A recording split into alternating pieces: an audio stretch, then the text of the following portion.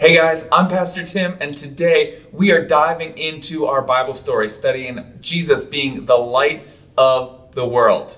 Now, I don't know about you, but I love camping. I actually love tent camping. I know some people like motorhomes, some people like having a trailer. I like sleeping on the ground. I know, it's crazy, but I love the fresh air. I love the s'mores. I love making campfires. I like grilling hot dogs. I like seeing who can throw rocks in the lake the farthest. I love every part about camping. 3 days a week, sign me up. But you know what? I think I would get pretty tired of camping for 40 years straight.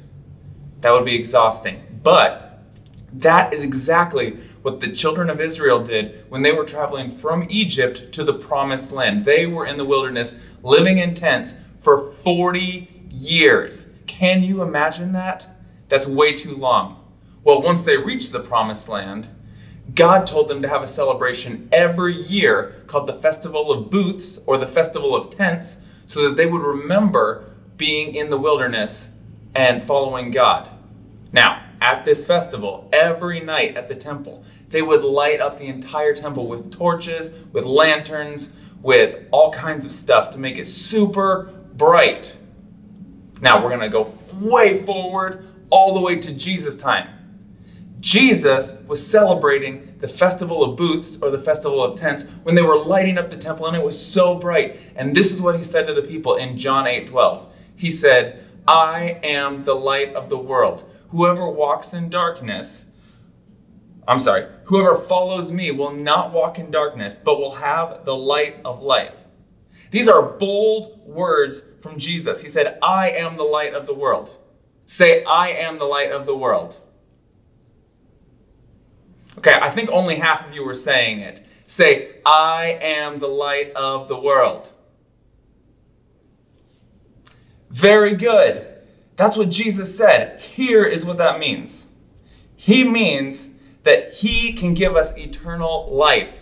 You see, the world is full of sin. It's full of darkness. But God gives us the way to give us eternal life. He shows us the way to do what's right, to do what's true. He is the light of the world. Everything that is darkness and sin is apart from him. So we need to make sure that we are following Jesus every day, because he is the light of the world. Say, "He is the light of the world." Very good. Have you ever woken up in the middle of the night because you had to go to the bathroom? Or maybe you got scared because of a bad dream? I don't know about you, but when I wake up in the middle of the night, I try not to turn on any lights. Now, is that a good idea or a bad idea? I think it's kind of a bad idea. We need to turn on the light so we can see, because what happens to me is I trip over something and I fall, and then everybody in the house wakes up and it's a whole mess. And I could have just turned on a light, and even though it was going to make my eyes squint a little bit like this, I could have turned on the light and made it exactly where I was trying to go. It's the same thing with us. You see, when we are plugged into the light, when we are plugged into Jesus, into his word, we know where we're going. And it is much safer for us, because Jesus is the light of the world.